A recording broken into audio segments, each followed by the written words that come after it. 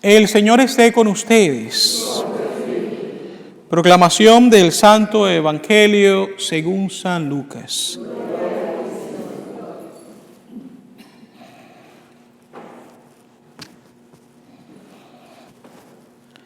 En aquel tiempo Jesús salió de la sinagoga y entró en la casa de Simón. La suegra de Simón estaba con fiebre muy alta y le pidieron a Jesús que hiciera algo por ella. Jesús, de pie junto a ella, mandó con energía a la fiebre y la fiebre desapareció. Ella se levantó enseguida y se puso a servirles. Al meterse el sol, todos los que tenían enfermos se los llevaron a Jesús, y él, imponiendo las manos sobre cada uno, los fue curando de sus enfermedades. De muchos de ellos salían también demonios que gritaban: «Tú eres el Hijo de Dios». Pero él les ordenaba enérgicamente que se callaran, porque sabían que él era el Mesías. Al día siguiente se fue a un lugar solitario y la gente lo andaba buscando. Cuando lo encontraron, quisieron retenerlo para que no se alejara de ellos, pero él les dijo: «También tengo que anunciarles el reino de Dios a las otras ciudades, pues para eso he sido enviado». Y se fue a predicar en las sinagogas de Judea. Palabra del Señor.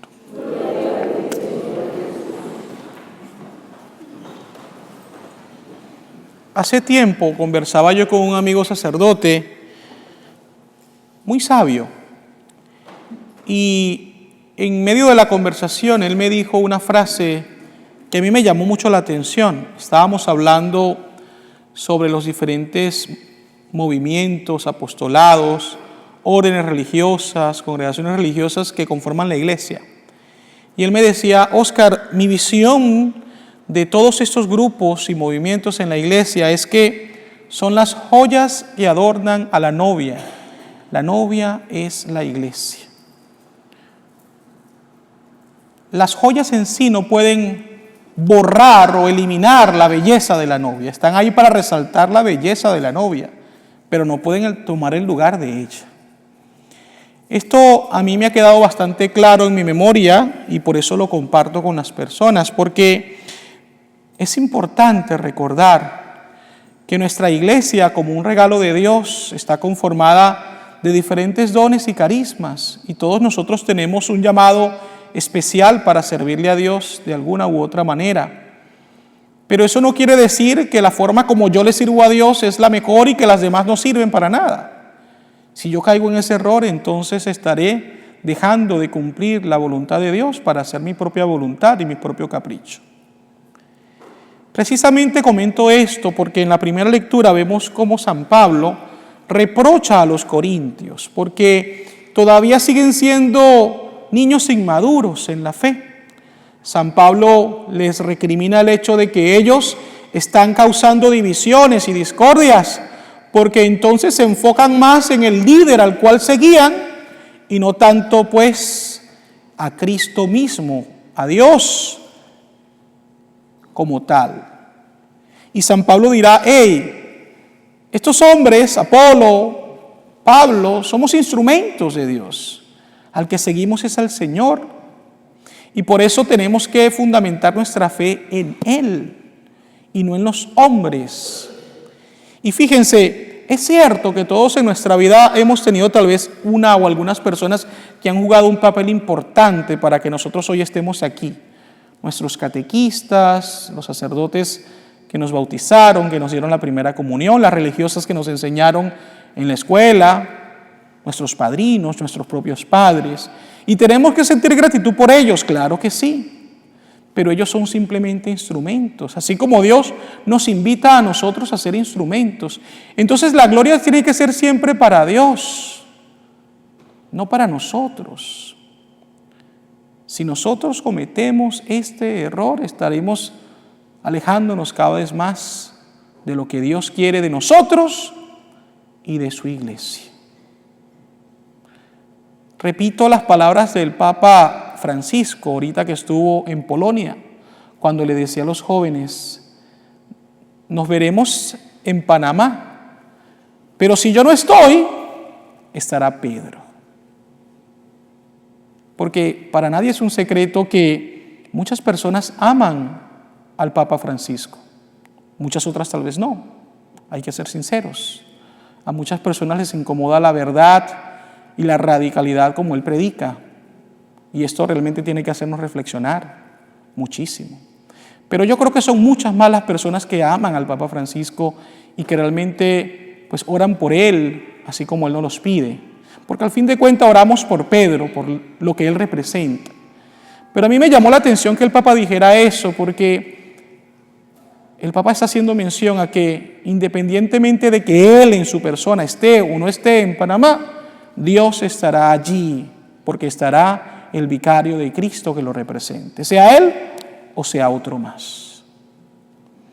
Así que, queridos hermanos y hermanas, pidámosle a Dios que nos dé la gracia de poder entender esto, para que nosotros no caigamos en la soberbia y entonces pensemos de que la obra de evangelización que llevamos a cabo depende de nosotros, porque realmente no es así, depende de la gracia que Dios nos da, de su misericordia, pero Dios puede utilizar cualquier otro medio o instrumento para seguir llevando adelante su misión.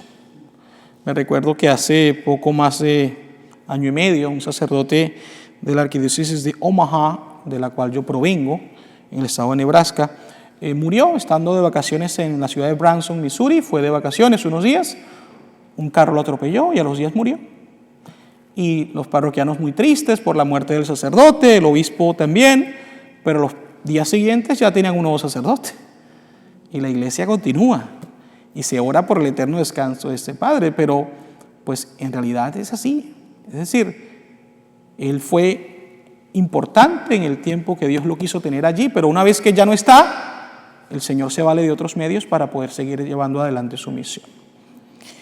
El Evangelio, quiero reflexionar muy brevemente sobre él, porque de verdad que es muy bonito. Es un Evangelio que para mí me enseña mucho, porque me demuestra el servicio que Jesús llevaba a cabo en medio del cansancio, en medio del agotamiento.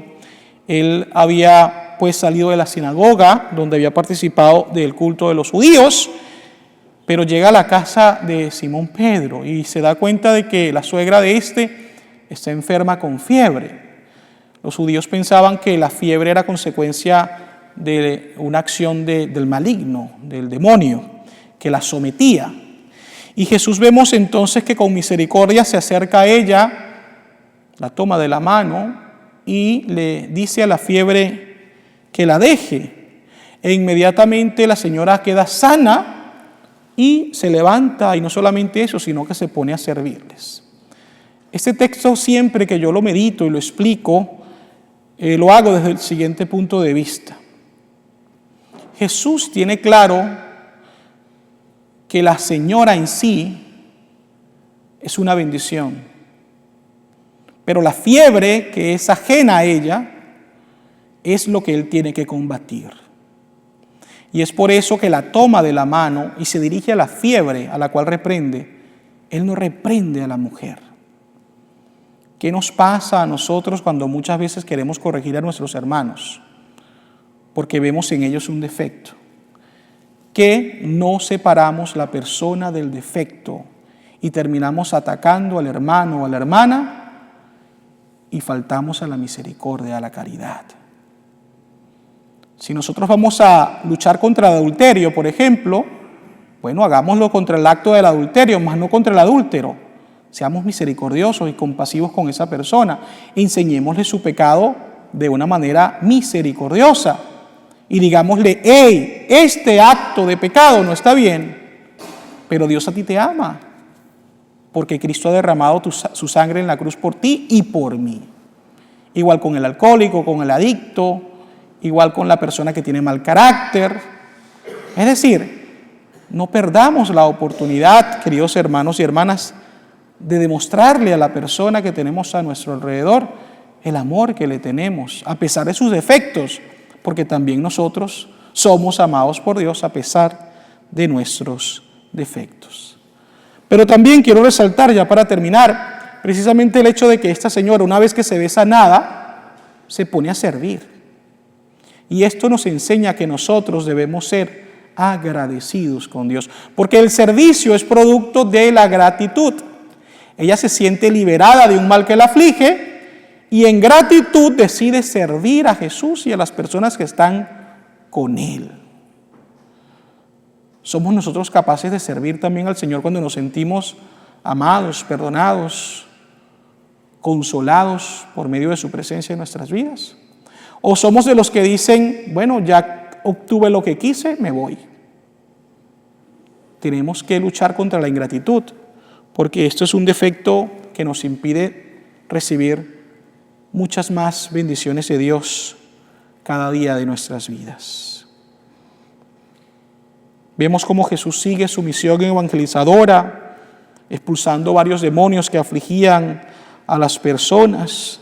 Vemos cómo Él se retira a un lugar solitario para encontrarse en oración con el Padre, pero después le dice a sus apóstoles, vamos, porque tengo que seguir anunciando el reino de Dios a otras ciudades. Y fíjense, en ocasiones nos pasa de que cuando nos sentimos amados por Dios, podemos llegar a cometer el error de querernos quedarnos con Él y no compartirlo con los demás. Sobre todo con los que pensamos que no merecen la misericordia de Dios. Cuando pensamos en personas que hacen el mal constantemente, ustedes pueden imaginarse cualquier tipo de persona. Y pensamos entonces que podemos expropiar a esas personas el don de la salvación. Y no es así. Es allí cuando tenemos que recordar las palabras de Jesús.